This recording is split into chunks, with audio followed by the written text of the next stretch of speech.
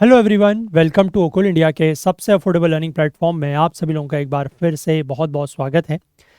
19 मार्च 2025 Wednesday यानी बुधवार का दिन और इंडियन एक्सप्रेस न्यूज़ एनालिसिस की आईना सीरीज लेकर मैं शांतनु सनवाल एक बार फिर से आपके सामने हाजिर हूँ। तो चलिए शुरू करते हैं। तो आज के न्यूज़पेपर पर चलें उससे पहले मैं आप लोगों से एक बार ये रिक्वेस्ट करना चाहूँगा कि आप में से जो भी लोग इन सेशंस को देख रहे हैं, फॉलो कर रहे हैं और किसी भी तरीके की हेल्प या मदद अगर आपको मिल रही है या कुछ भी नया आप लोग अगर सीख रहे हैं तो प्लीज़ कुछ ना कुछ कंट्रीब्यूट करने की कोशिश ज़रूर करें सो दैट कि थोड़ा सा फाइनेंशियल हेल्प हमारी भी होगी और डेफिनेटली इसका जो लॉन्ग टर्म बेनिफिट है, जो लॉन्ग टर्म फ़ायदा है वो आप लोगों को ही मिलेगा इस सेंस में कि ये जो सेशंस हैं वो इसी तरीके से यूट्यूब पर लंबे समय तक चल पाएंगे। तो उसके लिए हमें आपके साथ और कंट्रीब्यूशन की ज़रूरत है, तो प्लीज़ कुछ ना कुछ कंट्रीब्यूट करने की कोशिश ज़रूर करें। और जैसे कि मैंने आपको बताया था कि हम लोग एक सी सेट का रिवीजन क्रैश कोर्स शुरू कर रहे हैं 45 डेज़ का, जो कि आने वाले 23 तारीख से शुरू होने वाली है इसकी क्लासेस। इसमें तीनों ही चीज़ें जो सी सेट में होती हैं, एप्टीट्यूड, रीजनिंग और कॉम्प्रिहेंशन, ये तीनों ही चीज़ें कवर की जाएंगी और कंसेप्ट्स और क्वेश्चंस के ऊपर इसमें फोकस रहेंगे और 500 से ज़्यादा क्वेश्चंस हम लोग कोशिश करेंगे कवर करने की। इसमें 2011 से लेकर 2024 तक के जो PYQs हैं वो शामिल रहेंगे और सबसे बड़ा जो इसका मैं कहूँगा यूनिक पॉइंट है वो ये रहेगा कि हम लोग क्वेश्चंस को विद टाइमर सॉल्व करेंगे। ठीक है, क्योंकि एग्ज़ाम में आपको क्वेश्चंस को सिर्फ सही सॉल्व नहीं करना है बल्कि एक लिमिटेड टाइम में उसको सही सॉल्व करना है। तो वो भी यहाँ पर थोड़ा सा हम लोग इन 500 क्वेश्चंस के साथ प्रैक्टिस करेंगे, है ना। और सिर्फ 499 में आप लोगों के लिए ये बैच प्रोवाइड कराया जा रहा है। तो आप में से जो भी लोग इंटरेस्टेड हैं, जो भी चाहते हैं कि इस तरीके की आप लोग प्रैक्टिस अब एंड समय में लास्ट टाइम पर करें, तो मोस्ट वेलकम है, आप इस बैच को ज़रूर ज्वाइन करें। नीचे डिस्क्रिप्शन में इसका लिंक दिया हुआ है, वहाँ से जाके आप इसको ज्वाइन कर सकते हैं या फिर आप हमारे ऐप और वेबसाइट में भी अगर विजिट करेंगे तो वहाँ पर भी आपको ये कोर्स दिख जाएगा, वहाँ से भी आप एनरोल कर सकते हैं। ठीक है, लिमिटेड सीट्स हैं तो बहुत ज़्यादा देर इसमें ना करें और जितना जल्द हो सकता है उतनी जल्दी आप लोग इसमें एनरोल कर लें और 23 तारीख से तो इसकी क्लासेस भी शुरू हो रही हैं।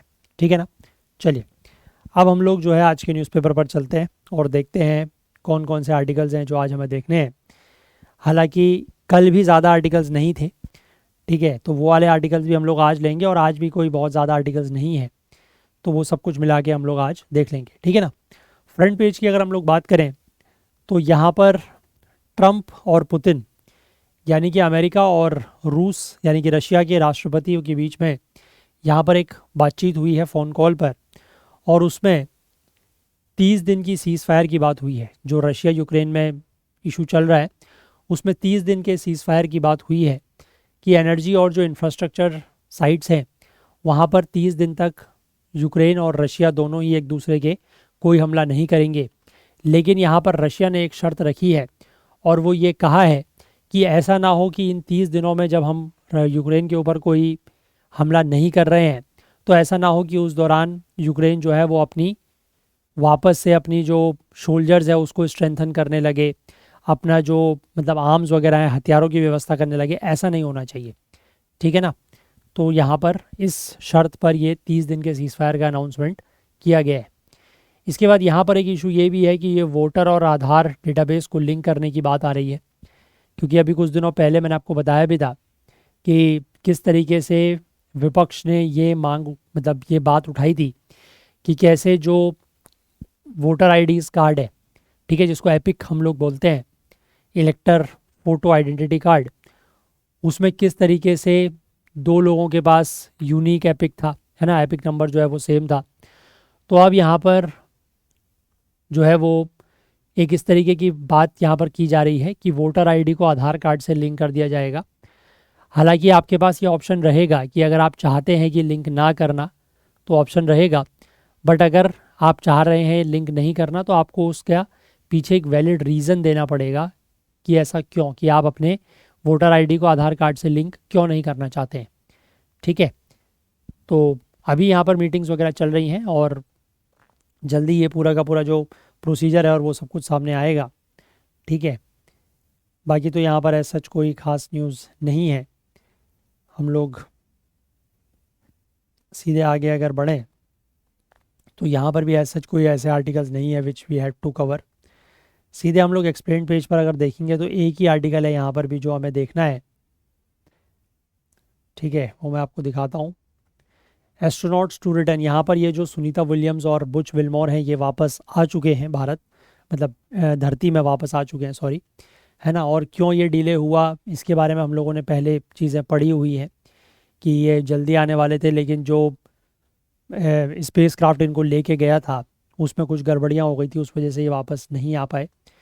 ठीक है, इसके बाद यहाँ पर एक आर्टिकल है कि द मागा इफेक्ट आउटसाइड यूएस, कि जो ये डोनाल्ड ट्रंप का जो ये मागा का कैंपेन है, मागा मतलब मेक अमेरिका ग्रेट अगेन, ठीक है, ये कैसे इसका असर अमेरिका के बाहर देखने को मिल रहा है। तो जैसे इंडिया का यहाँ पर जिक्र किया गया है कि इंडिया जो जनरली काफ़ी ज़्यादा पहले टैरिफ्स वगैरह लगाता था, उसने अचानक से अपने जो टैरिफ्स वगैरह हैं वो काफ़ी कम कर दिए हैं, क्योंकि जैसे ही डोनाल्ड ट्रंप ने रेसिप्रोकल टैरिफ की बात की और ये कहा, और इंडिया को तो लेकर खासकर ये कहा कि इंडिया तो बहुत ज़्यादा टैरिफ लगाता है, टैरिफ किंग तक इंडिया को कहा, है ना।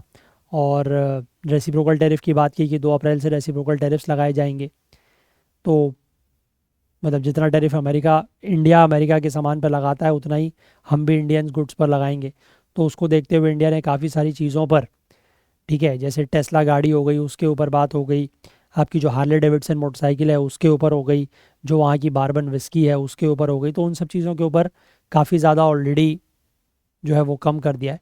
और इफ़ेक्टिव जो कस्टम ड्यूटी है वो 11.66% से घटाकर 10.66% कर दिया गया उसको।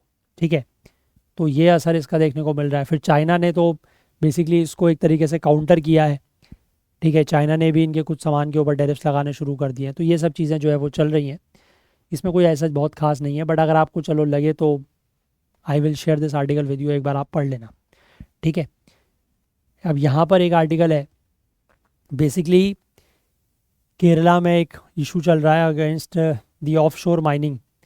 ठीक है, ऑफ शोर माइनिंग को लेकर यहाँ पर कुछ प्रोटेस्ट वगैरह हो रहे हैं, तो इसके बारे में हम लोग बात करेंगे। ठीक है, तो एक आर्टिकल ये है आज का, और 2 आर्टिकल जो हैं वो कल के हैं, तो ये तीनों आर्टिकल हम लोग आज ले लेते हैं। ठीक है, तो सबसे पहले अगर हम लोग बात करें इस वाले आर्टिकल की, ये कल का आर्टिकल है। ठीक है, बात कर रहा है कि how micro lighting in water droplets may have sparked life. ठीक है, तो यहाँ पर ये बात हो रही है कि धरती पर जो जीवन है, जो लाइफ है, वो कैसे शुरू हुई, तो उसको लेकर एक स्टडी की गई है, और उसमें कहा गया है कि पानी के जो ड्रॉपलेट्स होती हैं उनमें जो माइक्रो लाइटनिंग है उसकी वजह से लाइफ शुरू हुई हो सकती है। अभी एक पूरा का पूरा क्या इशू है इसको समझते हैं। ठीक है, देखो यहाँ पर ये लिखा है कि धरती पर, पृथ्वी पर जीवन कैसे शुरू हुआ, ये एक बहुत बड़ी मिस्ट्री है।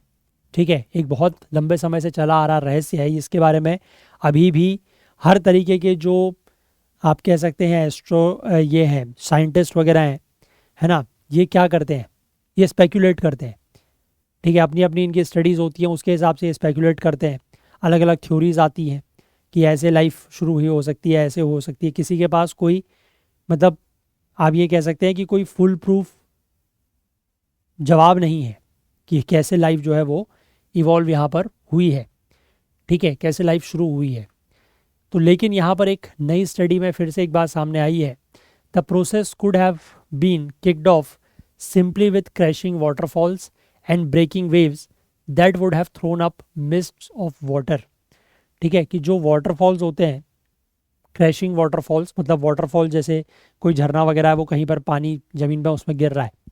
ठीक है, या फिर जो वेव्स वगैरह हैं वो कहीं पर टकरा रही हैं, वेव्स ब्रेक हो रही हैं, और उसकी वजह से जो पानी ऊपर की तरफ उछलता है, मिस्ट ऑफ वाटर, मिस्ट का मतलब होता है, आप कह सकते हैं जो स्मॉल वाटर ड्रॉपलेट्स हैं वो जिस तरीके से ऊपर उठती है, उसकी वजह से जो है ये वो लाइफ स्टार्ट हुई हो सकती है। अब ये पूरा का पूरा कैसे है, इससे लाइफ स्टार्ट हुई है, वो यहाँ पर इन्होंने बताया है। अब यहाँ पर ये कह रहे हैं, एक हाइपोथेसिस का इन्होंने यहाँ पर जिक्र किया है, दैट इज़ मिलर उरे हाइपोथेसिस। ठीक है, ये जो नई स्टडी की फाइंडिंग्स हैं ये एक नया एंगल देती हैं इस मिलर उरे हाइपोथेसिस को। हालांकि ये जो हाइपोथेसिस है ये भी अपने आप में काफ़ी ज़्यादा डिस्प्यूटेड है। ठीक है, ये जो हाइपोथेसिस है ये क्या कहती है कि that life on the planet emerged from a lightning strike. ठीक है, ये हाइपोथेसिस में भी यही कहा गया है कि प्लैनेट में जो लाइफ शुरू हुई है वो एक लाइटनिंग स्ट्राइक की वजह से शुरू हुई है। लाइटनिंग स्ट्राइक मतलब एक तरीके से आप कह सकते हैं चिंगारी जो है उससे लाइफ शुरू हुई है।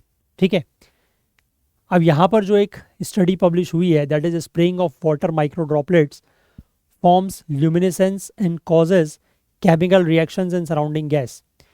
ये स्टडी पब्लिश हुई है in the journal Science Advances last week. अब पहले अगर हम बात करें कि ये जो मिलर उरा हाइपोथेसिस है ये क्या कहती है। ठीक है, यह हाइपोथेसिस कहती है कि अर्थ जो है वो लगभग 4.6 बिलियन ईयर्स अगो बनी है। ठीक है, हम लोगों ने बाकी सोर्सेज में भी ज्योग्राफी वगैरह में भी लगभग यही टाइमलाइन पड़ी है 4.6 बिलियन ईयर्स अगो। अब इस समय के बाद जब अर्थ फॉर्म हुई उसके बाद एकदम से तो लाइफ नहीं आई है ना, बल्कि काफ़ी सालों तक, काफ़ी सारे बिलियन ईयर्स तक हुआ क्या कि यहाँ पर बहुत सारे केमिकल्स का मिक्सचर था। ठीक है, लेकिन उसमें ऑर्गेनिक मॉलिक्यूल्स नहीं थे जिनमें कार्बन नाइट्रोजन का बॉन्ड्स वगैरह हो सकता है, वो यहाँ पर नहीं थे। ठीक है, और ये जो कार्बन नाइट्रोजन वगैरह का बॉन्ड्स है ये ज़रूरी होता है किस लिए, प्रोटीन्स वगैरह के लिए, एंजाइम्स बनने के लिए, न्यूक्लिक एसिड्स के लिए, क्लोरोफिल्स के लिए, है ना, और बाकी ऐसे कंपाउंड्स जिनकी वजह से लिविंग बींग्स बनते हैं या आप कह सकते हैं कि लाइफ फॉर्म होती है। तो ये चीज़ें नहीं थी, ऑर्गेनिक मॉलिक्यूल्स नहीं थे उस समय, बाकी सारे केमिकल्स तो थे। ठीक है, ये ऐसा बिलियन ऑफ ईयर्स तक रहा अर्थ के फॉर्मेशन के बाद।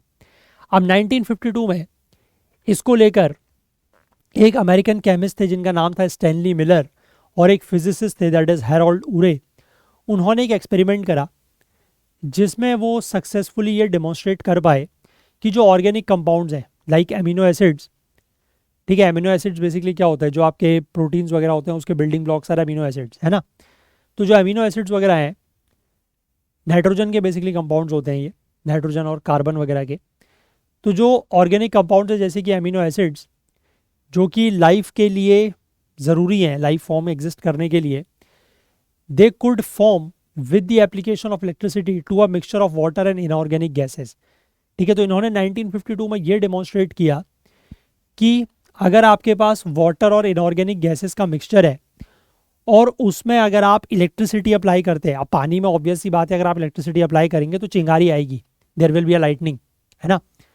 तो उन्होंने वही कहा कि अगर आप मिक्सचर ऑफ वाटर और इनऑर्गेनिक गैसेस में इलेक्ट्रिसिटी को अगर अप्लाई करेंगे तो उससे जो केमिकल रिएक्शंस होंगे उससे ऑर्गेनिक कंपाउंड्स बनेंगे।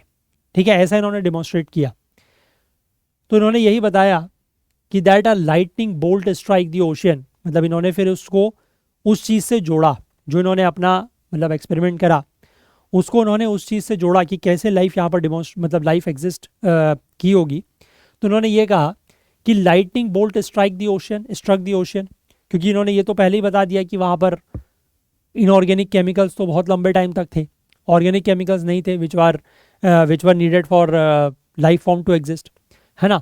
तो इनका ये कहना था कि लाइटनिंग बोल्ट जो है वो ओशियन में स्ट्राइक किया होगा और इससे कुछ ऐसे केमिकल इंटरेक्शंस हुए होंगे with gases such as methane, ammonia and hydrogen, और उससे ऑर्गेनिक मॉलिक्यूल्स बने होंगे। ठीक है, तो इन्होंने अपने जो एक्सपेरिमेंट है उसको इन्होंने कहाँ से लिंक कर दिया कि किस तरीके से लाइफ जो है वो धरती पर आई है।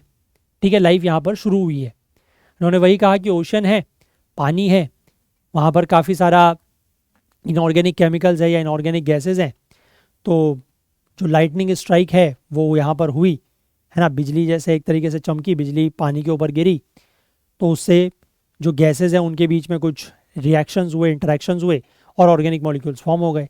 ऑर्गेनिक मॉलिक्यूल्स फॉर्म हो गए तो उसके बाद फिर लाइफ फॉर्म हो गई। ठीक है, अब ये जो एक्सपेरिमेंट है ये उस समय तो एक काफ़ी मतलब लैंडमार्क माना जाता था, क्योंकि ये इसने एक पॉसिबल एक्सप्लेनेशन दिया था कि कैसे पृथ्वी पर लाइफ जो है वो शुरू हुई। लेकिन आगे जैसे जैसे समय बढ़ता रहा, मतलब 1950s में तो इस एक्सपेरिमेंट को काफ़ी ज़्यादा प्रेज किया गया, इस हाइपोथेसिस को, बट जैसे जैसे समय आगे बढ़ता रहा कई सारे साइंटिस्ट ने इस एक्सपेरिमेंट को लेकर डाउट्स या सवाल खड़े करने जो हैं वो शुरू किए। उनका यह कहना था कि real lightning could have struck infrequently. ठीक है, कि ज़्यादातर जो लाइटनिंग हुई होगी, जो नेचुरल लाइटनिंग होती है, वो कोई फिक्स्ड इंटरवल में तो होती नहीं है, इनफ्रीक्वेंटली होती है। ठीक है। और दूसरी बात ये कि वो ओपन ओशन में हुई। अब ओशन तो इतना बड़ा है, वहाँ पर अगर स्ट्राइक हो भी रहा है और कहीं पर अगर ऑर्गेनिक मॉलिक्यूल्स बन भी रहे हैं, तो वो जो ऑर्गेनिक कंपाउंड्स हैं वो आसानी से डिस्पर्स हो जाएंगे, तो लाइफ कैसे बनेगी उससे। ठीक है। तो यहाँ पर इस तरीके की बातें जो है वो कुछ साइंटिस्ट ने समय के साथ करनी शुरू करी। अब यहाँ पर अभी जो ये नई स्टडी पब्लिश हुई है, इसके according water spray is sufficient to generate organic compounds without the requirement of external electricity.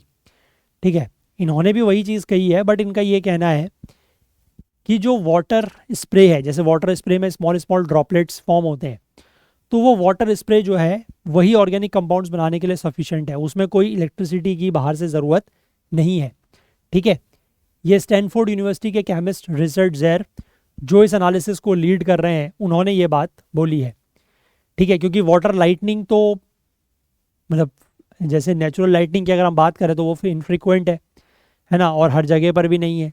लेकिन वाटर स्प्रेस तो जो है वो हर जगह हैं, तो इसलिए उन्होंने इस चीज़ को ऐसे मतलब उस रिसर्च को या मिलर यूरा हाइपोथेसिस को ऐसे काउंटर किया है।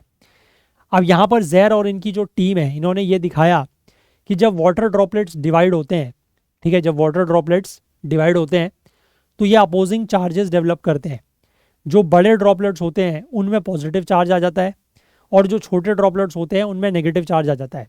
अब ये जो दो अपोजिटली चार्ज ड्रॉपलेट्स हैं, जब ये एक दूसरे के नज़दीक जाते हैं तो इनमें क्या होता है, टाइनी स्पार्क्स जो है वो इनके बीच में होती है। स्पार्क मतलब चिंगारी निकलती है। जैसे आपने अगर एक चीज़ देखी हो करके, वैसे देखना मत, ठीक है, रिस्की भी है, बट अगर आपके पास दो वायर्स हैं, ठीक है, अब दो वायर्स में आपको पता है कि घरों में जो दो वायरिंग होती है उसमें से एक लाइव वायर होती है, एक न्यूट्रल वायर होती है ना।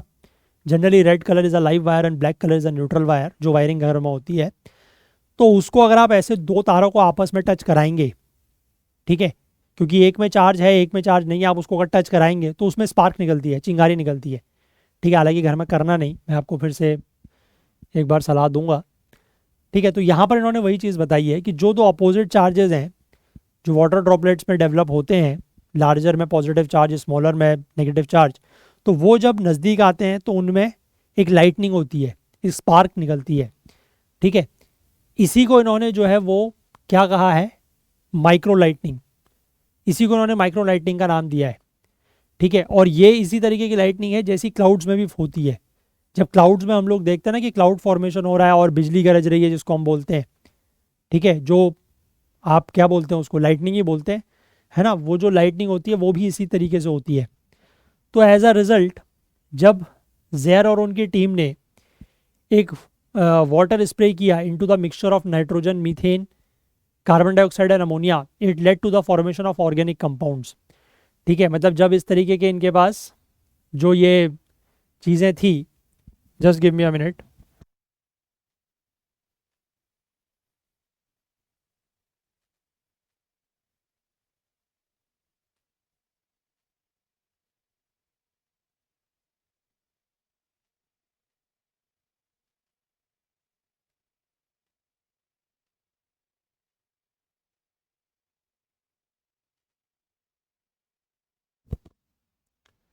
ठीक है। तो इन्होंने बेसिकली क्या किया कि जो इनके पास water sorry nitrogen, methane, carbon dioxide, ammonia, इनका मिक्सचर था, उसमें वाटर स्प्रे किया, और जब इन्होंने स्प्रे किया तो उससे ऑर्गेनिक कंपाउंड्स बन गए, जैसे कि हाइड्रोजन साइनाइड, ठीक है, ग्लाइसिन, यूरासिल, इस तरीके के। ग्लाइसिन बेसिकली एक तरीके का अमीनो एसिड है। यूरासिल बेसिकली आपके जो ये होता है ना आरएनए, राइबोन्यूक्लिक एसिड, उसका जो एक न्यूक्लियोटाइड बेस होता है, जो चार न्यूक्लियोटाइड बेस होते हैं उनमें से एक ये भी होता है। ठीक है। That is uracil. तो मतलब एक तरीके का ऑर्गेनिक कंपाउंड ही है। अब रिसर्चर्स के according the finding showed that it was not necessarily that lining strikes may have kick started life on earth. Researchers के अनुसार जो फाइंडिंग्स हैं वो ये दिखाती हैं कि ये ज़रूरी नहीं है कि जो लाइटनिंग स्ट्राइक्स है उसकी वजह से लाइफ अर्थ में शुरू हुई हो। Tiny sparks due to crashing waves और waterfalls may have done the job. ठीक है। तो लाइटनिंग स्ट्राइक का होना ज़रूरी नहीं है, जो वेव्स क्रैश हो रही हैं या वाटरफॉल्स क्रैश हो रहे हैं उसकी वजह से भी जो ड्रॉपलेट्स स्प्लिट हुई, उनमें चार्जेस डेवलप हुए, वो नज़दीक आए तो टाइनी स्पार्क्स हुई, उसकी वजह से भी काम हुआ हो सकता है। तो on early Earth there were water sprays all over the place. ठीक है, तो ये वही चीज़ जो ये जैर है, रिचर्ड जैर, वो बता रहे हैं कि पहले समय में there were water sprays all over the place. ठीक है, पहले तो पानी बहुत ज़्यादा होता था, है ना, और इनटू क्रेविसेस और अगेंस्ट द रॉक्स, मतलब जो क्रेविसेस यानी कि जो आपके पत्थरों में वो होते हैं, क्या बोलते हैं उनको, दरारें वगैरह होती हैं, है ना, क्रैक्स वगैरह होते हैं, वहाँ पर या पत्थर के अगेंस्ट हर जगह जो है वो वेव्स वगैरह ये होते थे, वाटर स्प्रेज, है ना, और उससे इस तरीके के केमिकल रिएक्शन होते थे। तो I think this overcomes many of the problems many people have with the Miller Urey hypothesis. तो उनका यही कहना है कि हम इस अपने रिसर्च से ये साबित कर पाए हैं कि जो मिलर-उरे हाइपोथेसिस के साथ कई सारे लोगों को परेशानियां थी, ठीक है, वो लाइटनिंग स्ट्राइक वाला जो इशू था उसमें, उसको हम ओवरकम कर पाए हैं, क्योंकि हमने ये साबित कर दिया है कि लाइटनिंग स्ट्राइक की ज़रूरत नहीं है, बल्कि अगर इस तरीके से जो वाटर स्प्रेज हैं, ठीक है, जो क्रैशिंग वाटरफॉल्स हैं या जो क्रैशिंग वेव्स हैं, उसकी वजह से भी टाइनी स्पार्क्स या माइक्रो लाइटनिंग हो सकती है और उससे भी लाइफ एग्जिस्ट कर सकती है। ठीक है, मतलब लाइफ स्टार्ट हुई हो सकती है। आई होप क्लियर है बात। साइंस एंड टेक में इस आर्टिकल को आप लोग लेंगे। यहाँ पर जो ये मिलर-उरे हाइपोथेसिस है ये थोड़ा सा इंपॉर्टेंट हो जाती है, इसके बारे में क्वेश्चन पूछा जा सकता है। ठीक है, चलो आगे देखते हैं। हालांकि पूरा इशू मैंने आपको समझा ही दिया। अब यहाँ पर अगला एक आर्टिकल दिया है कि why docking and undocking capability is crucial for India's space ambitions. ठीक है, भारत के स्पेस एम्बिशंस के लिए डॉकिंग और अनडॉकिंग कैपेबिलिटी क्यों क्रूशियल है। हालांकि इस आर्टिकल में जो बातें कही गई हैं उसकी ऑलमोस्ट मैं कहूँगा 99% बातें हमें पहले से हमने पढ़ी हैं, लेकिन फिर भी चलो आर्टिकल आया है तो एक बार देख लेते हैं। देखो यहाँ पर ये आर्टिकल, वैसे मैंने आपको मतलब अभी जो ये इशू हुआ है अनडॉकिंग का, ये मैंने आपको 2 दिन पहले बताया भी था कि इसरो ने लगभग 2 महीने पहले 2 सैटेलाइट्स को आपस में डॉक किया था, है ना। उसके बाद उसके 2 महीने के बाद यहाँ पर अनडॉकिंग प्रोसीजर जो है वो पिछले हफ्ते किया गया है, और इस प्रक्रिया को करने के बाद भारत जो है वो दुनिया में ऐसा चौथा देश बन गया है जिसके पास इस तरीके की डॉकिंग अनडॉकिंग कैपेबिलिटीज़ आ गई हैं। ठीक है, इंडिया के अलावा ये कैपेबिलिटी अमेरिका के पास है, रशिया के पास है और चाइना के पास है। ठीक, तो ये इंपॉर्टेंट पॉइंट है, उसको ध्यान रखें कि India is the 4th country to have the docking undocking capabilities. अब स्पेस डॉकिंग क्या होता है। स्पेस डॉकिंग एक ऐसी प्रोसेस या एक ऐसी प्रक्रिया है जिसके तहत 2 फास्ट मूविंग स्पेसक्राफ्ट को एक ही कक्ष में सेम ऑर्बिट में लाया जाता है। ठीक है, और धीमे धीमे उनको उनकी स्पीड को जो है वो स्लो किया जाता है और धीमे धीमे उनको नज़दीक लाया जाता है और फाइनली उनको आपस में ज्वाइन कर दिया जाता है। ठीक है, इस कैपेबिलिटी को डेमोन्स्ट्रेट करने के लिए इसरो ने अपना एक experimental mission that is SpaDeX launch किया था 30 दिसंबर 2024 के दिन।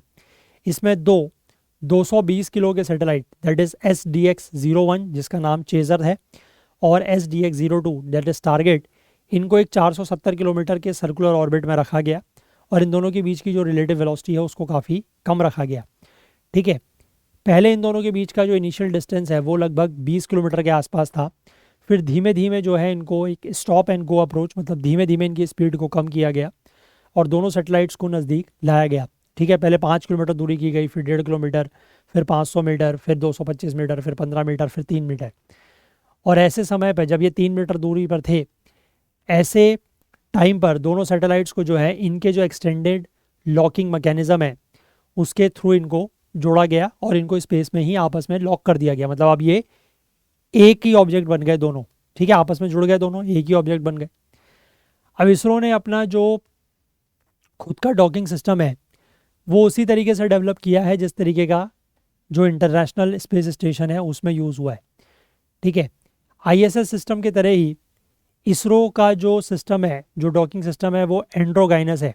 एंड्रोगाइनस का मतलब है कि जो सिस्टम है दोनों पे, यानी कि जो दोनों सैटेलाइट्स है that is chaser and target satellites, उन पर जो सिस्टम है वो एक जैसा है, आइडेंटिकल है, but it has only 2 Motors. ठीक है, इसमें सिर्फ 2 ही मोटर थी। जो इंटरनेशनल डॉकिंग सिस्टम के स्टैंडर्ड हैं उसमें 24 मोटर्स की बात है। ठीक है, डॉकिंग के बाद इसरो ने डेमोन्स्ट्रेट किया है power sharing capabilities between the 2 satellites. ठीक है, 2 सैटेलाइट्स के बीच में पावर शेयरिंग कैपेबिलिटीज़ भी जो है उसको भी डेमोन्स्ट्रेट किया है, और साथ ही साथ इनको एक सिंगल कंपोजिट स्ट्रक्चर के रूप में भी कमांड दिया गया है। अब इसके 2 महीने के बाद अनडॉकिंग मैन्यूवर किया गया, ठीक है। कई सारे ग्राउंड ऑन ग्राउंड सिमुलेशंस करने के बाद इनको अनडॉक किया गया, और यहाँ पर एक इसरो के ऑफिशियल ने ये कहा है कि ऐसा पहली बार है कि हम इन कैपेबिलिटीज़ को अटेम्प्ट कर रहे हैं, and we did not want to go wrong, इसलिए हम कुछ भी गलत नहीं करना चाहते थे। तो 2 महीने तक हम लोगों ने सब चीज़ जो है वो कैरी आउट करी अनडॉकिंग करने से पहले। अब ये चीज़ क्यों मायने रखती है, डॉकिंग अनडॉकिंग की जो कैपेबिलिटी है ये क्यों मायने रखती है?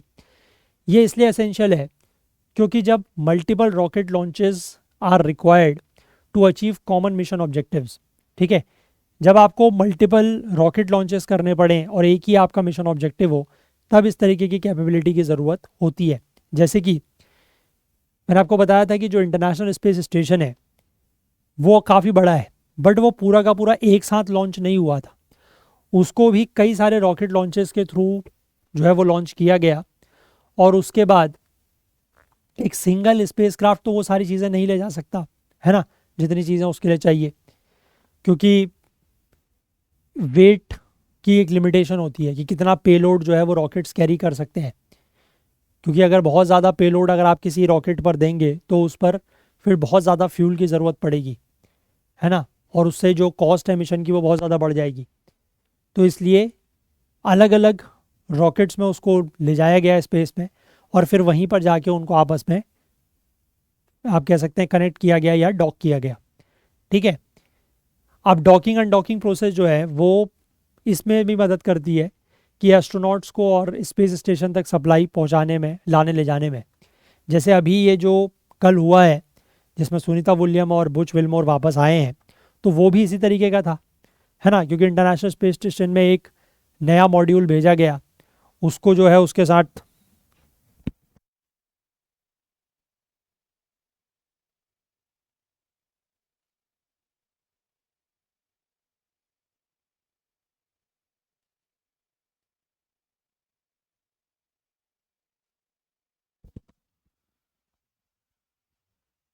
ठीक है, तो उसमें भी ऐसे ही हुआ कि जो नीचे से यहाँ से वापस वहाँ पर एस्ट्रोनॉट्स भेजे गए तो वो वहाँ रहेंगे, और जो मॉड्यूल उसके साथ गया वो वहाँ पर डॉक रहा, उसको मतलब डॉक किया गया, फिर वो वापस उसमें आए और अनडॉक करके वो नीचे आ गए वापस, है ना।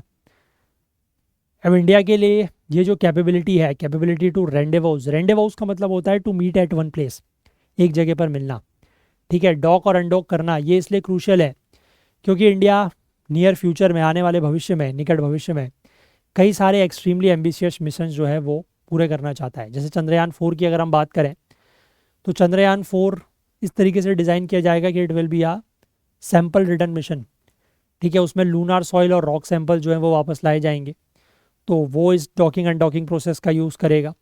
साथ ही साथ एक मिशन ये भी रहेगा कि जिसमें 5 मॉड्यूल जो हैं वो स्पेस में भेजे जाएंगे into 2 separate launches, 2 separate launches में 5 मॉड्यूल भेजे जाएंगे। जो फर्स्ट लॉन्च है वो क्या करेगा, 4 ऑफ द 5 मॉड्यूल जो है वो अर्थ के ऑर्बिट तक ले जाएगा, फिर उसके बाद सॉफ्ट लैंडिंग होगी, फिर जो ये असेंडर मॉड्यूल है ये सैंपल्स कैरी करेगा, है ना, और ट्रांसफ़र मॉड्यूल के साथ ये वापस से डॉक करेगा।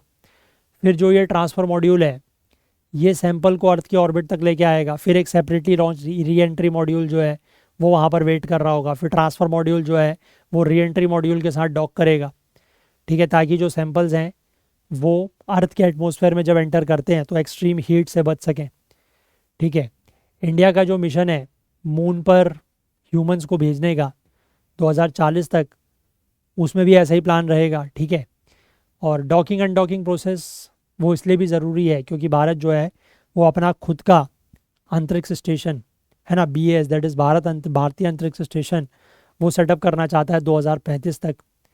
इस मिशन में भी जो है वो 5 मॉड्यूल सिस्टम ही रहेगा, ठीक है, जिनको सेपरेटली स्पेस में भेजा जाएगा और आपस में ज्वाइन कर लिया जाएगा। इनमें से जो फर्स्ट ऑफ द 5 मॉड्यूल्स हैं जिसमें एक्सपेरिमेंट्स कंडक्ट किए जाएंगे यूजिंग अ रोबोट, ये पहला तो 2028 में ही लॉन्च होने की उम्मीद है।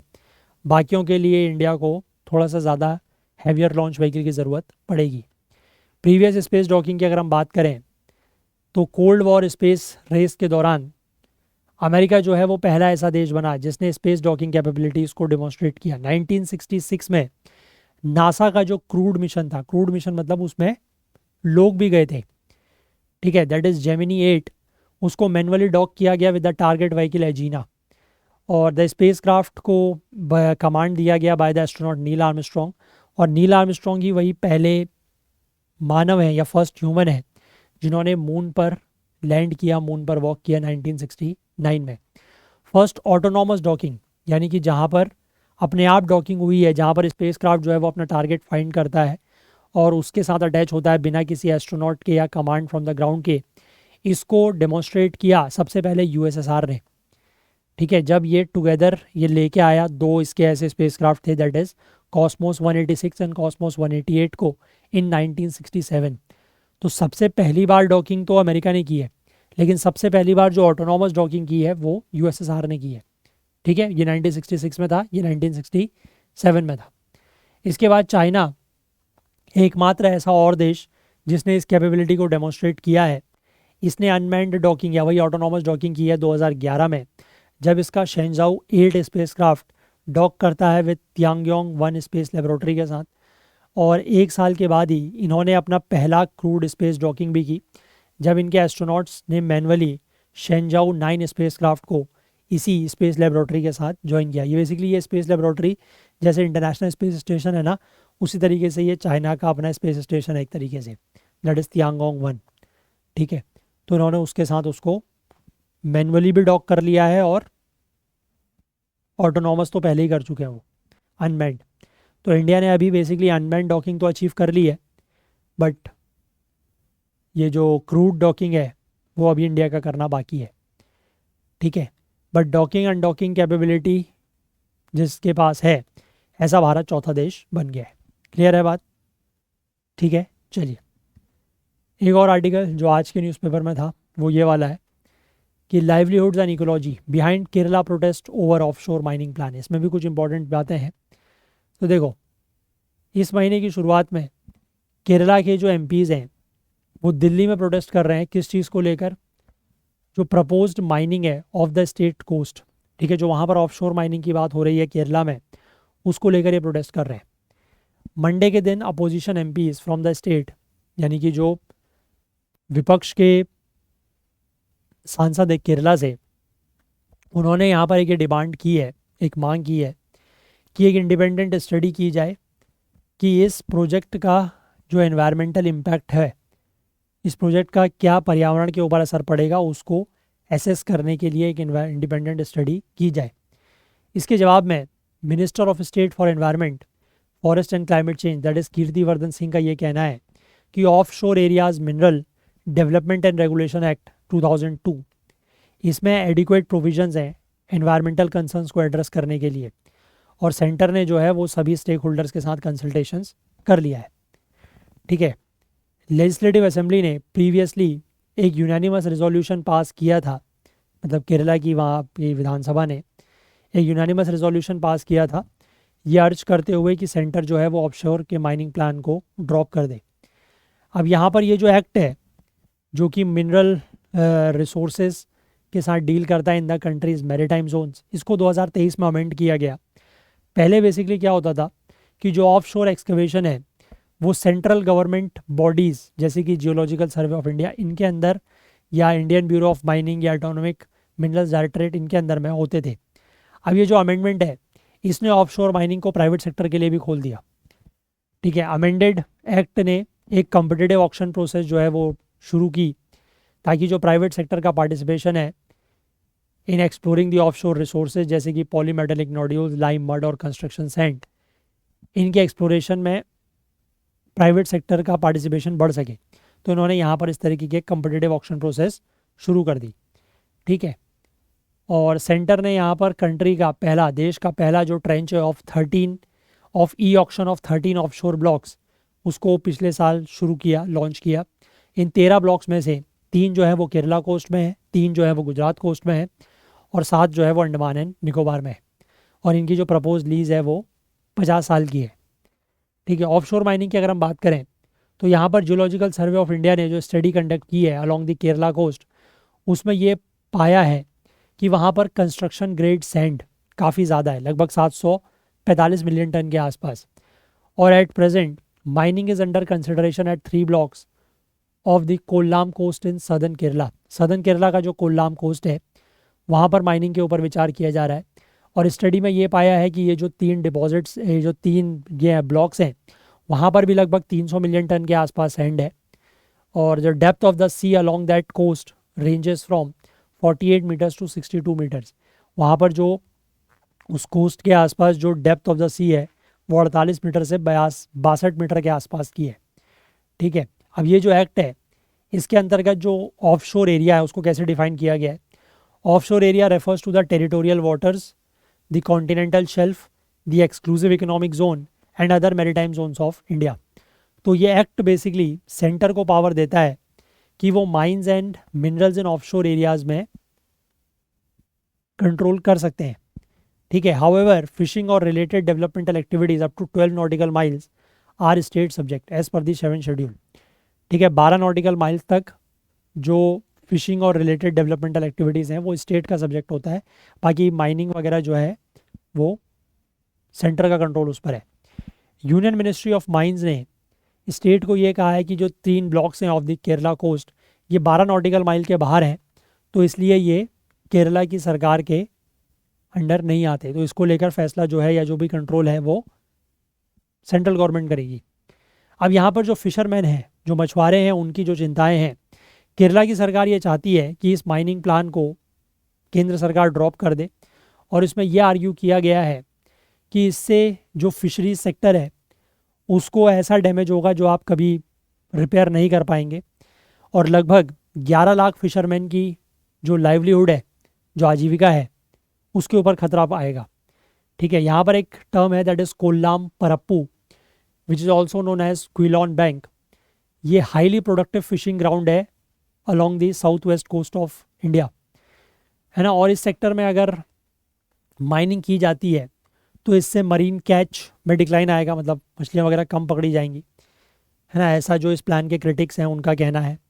साथ ही साथ यहाँ पर प्लूम्स ऑफ सेडिमेंट जो है वो इकट्ठा हो जाएगा, तो which could travel far beyond the mining sites, है ना। माइनिंग साइट से काफ़ी दूर हो जा सकता है, तो उससे फिशेस को और एक्वेटिक इकोसिस्टम को नुकसान पहुँचेगा।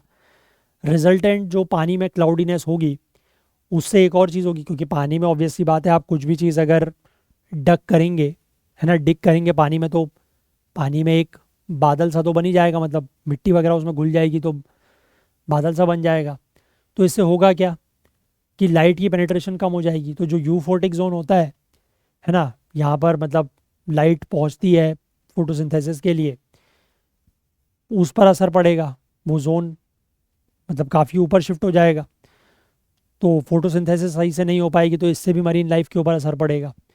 और ये भी एक चिंता है कि माइनिंग से कुछ टॉक्सिक सब्सटेंसेस जो हैं वो भी यहाँ पर रिलीज़ हो सकते हैं। ठीक है, ह्यूज माइनिंग वेसल्स जो हैं वो फिशिंग एक्टिविटीज़ को नुकसान पहुँचा सकते हैं। फिशरमैन को, जो उनके वेसल्स हैं, उनको भी खतरा है। और साथ ही साथ जो माइनिंग से पूरा का पूरी रॉयल्टी है वो किसके पास जाएगी, वो तो केंद्र के पास जाएगी, है ना, राज्यों को तो कुछ मिलेगा नहीं। तो इसी को लेकर 16 मार्च यानी कि अभी 2-3 दिन पहले union ministry for coal and mines G Kishan Reddy ने राज्यसभा में ये कहा कि ऑफशोर माइनिंग ब्लॉक्स जो हैं इनको आइडेंटिफाई किया गया है after excluding 113 marine protected areas along the coastal states. ठीक है, कि मेरीन प्रोटेक्टेड एरियाज़ को एक्सक्लूड करने के बाद ये माइनिंग ब्लॉक्स का एरिया जो है वो सेलेक्ट किया गया है। और 106 कोस्टल साइट जो है उनको आइडेंटिफाई किया गया है as important coastal and marine biodiversity areas, ये इंश्योर करने के लिए कि वहाँ पर मरीन कंजर्वेशन हो सके। और सेंटर का ये भी कहना है कि ऑफशोर एरियाज़ मिनरल ट्रस्ट जो है वो बनाया गया था, जिसमें कोस्टल स्टेट जो है वो मेंबर है। और जो इस ट्रस्ट में जो भी फंड आएगा उसका इस्तेमाल किया जाएगा कि जो भी अगर कोई एडवर्स इकोलॉजिकल इम्पैक्ट होता है उससे निपटने के लिए, या जो भी लोग प्रभावित होते हैं उनकी मदद करने के लिए इस ट्रस्ट का जो पैसा है वो इस्तेमाल किया जाएगा। ठीक है, बट क्या क्या इससे नुकसान हो सकते हैं। ठीक है, मतलब इसमें आप एक जनरल टर्म्स में भी इस आर्टिकल की इन्फॉर्मेशन को यूज़ कर सकते हैं कि अगर कहीं पर किसी कोस्टल एरिया में अगर कोई माइनिंग वगैरह एक्टिविटी होती है, कोस्टल एरियाज़ में मतलब इन दी ऑफशोर एरियाज़ में, तो उसका जो वहाँ की आप कह सकते हैं जो एक्वेटिक या मरीन इकोसिस्टम है उसके ऊपर क्या क्या असर पड़ सकता है। तो यहाँ पर जो पॉइंट्स दिए गए हैं उसको आप नोट डाउन कर सकते हैं और उसको आप एज एन कहीं पर पूछा जाए तो एज एन आंसर में यूज़ कर सकते हैं। ठीक है, चलिए। तो यही आर्टिकल्स थे जो आज हमें डिस्कस करने थे, है ना। और जिस दिन भी मैंने आपको बताया कि अगर हम लोग सेशन नहीं लेते हैं तो इसका मतलब आपको खुद से ये बात अब तक समझ जानी है, बहुत ज़्यादा घबराना या परेशान नहीं होना है। ये समझ जाना है कि उस दिन ऐसा सच कोई न्यूज़पेपर में रेलिवेंट आर्टिकल्स नहीं होंगे। जैसे अब आज भी एक ही था, ठीक है। अब अगर हो सकता है कि अगर हम लोगों ने कल वो 2 आर्टिकल्स ले लिए होते तो फिर आज कोई आर्टिकल सेशन हम लोग नहीं लेते, क्योंकि एक एक आर्टिकल के लिए मैं मतलब मुझे अच्छा नहीं लगता कि वो 15 मिनट 10 मिनट 12 मिनट 20 मिनट का वीडियो बनाना। कम से कम 2-3 आर्टिकल हो, एटलीस्ट 40-45 मिनट्स तो डिस्कस किया जाए, है ना। ठीक है, तो इसलिए जिस दिन भी आर्टिकल या जिस दिन भी सेशन नहीं आता है उस दिन आप इस बात को लेकर निश्चिंत रहें कि आज कोई भी ऐसी न्यूज़ नहीं है which is important from the exam perspective, otherwise हम लोग सेशन लेते हैं। ठीक है, चलिए। तो सेशन को इतना ही रखते हैं और जाने से पहले मैं एक बार आपको फिर से बता दूं कि अगर आप सी सेट का ये जो 45 डेज़ का क्रैश कोर्स है इसमें अगर हमारे साथ जुड़ना चाहते हैं तो नीचे डिस्क्रिप्शन में लिंक है, वहाँ से जाके आप इसको ज्वाइन कर सकते हैं। या फिर हमारे ऐप और वेबसाइट में भी अगर आप हैं आपके पास वो चीज़ें तो आप वहाँ से भी कर सकते हैं, वहाँ पर भी ये लिस्टेड है। ठीक है, और 23 मार्च से इसकी क्लासेस जो हैं वो शुरू हो रही हैं। ठीक है, चलिए। और बाकी अगर आप प्रीलिम्स 2025 का पेपर दे रहे हैं तो आपके पास इस तरीके की टेस्ट सीरीज़ जो है वो होनी चाहिए। ठीक है, सारी की सारी टेस्ट सीरीज़ हमारे ऐप और वेबसाइट में लिस्टेड है, इनमें से जिसमें भी आप चाहें एनरोल कर सकते हैं। बाकी आप हमारे ऐप को प्ले स्टोर से ज़रूर डाउनलोड करें। अगर आपको प्ले स्टोर में ऐप नहीं मिलता है तो आप हमसे कांटेक्ट करें इस व्हाट्सएप नंबर के थ्रू, हम आपको इसका APK लिंक प्रोवाइड कर देंगे। ऐप डाउनलोड करने का बेनिफिट ये है कि अगर आपने हमारे किसी भी वीडियो कोर्स में एनरोल किया हुआ है तो आप ऐप के थ्रू वीडियोस डाउनलोड करके ऑफलाइन देख सकते हैं।